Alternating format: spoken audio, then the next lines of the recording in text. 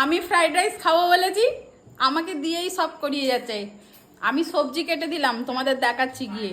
তারপরে এক চাল ধুয়ে ভিজিয়ে দিয়েছি, এখন আবার বলছে যে ভাতটাও করে ফেল।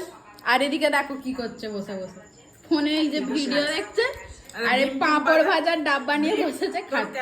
তোর আজ ফ্রাইড রাইস খেতে ইচ্ছা গেছে, তো সেই হিসাবে বাজার করে নিয়ে এলাম। তার মধ্যে আবার কাস্টমার ঢুকে গেল, ফেসিয়াল হলো, আইব্রোস হলো। তো কি হয়েছে, আমি তো টাইমে সব রেডি করে দিলাম, মানে সবকিছু মিটে গেছে, এখন মিটে গেছে, মানে সবকিছু রেডি টাইমের মধ্যে, তাও দেখো বসে আছো। আরে আমি তো বললাম বানিয়ে দেব, তুই পুরো রেডি।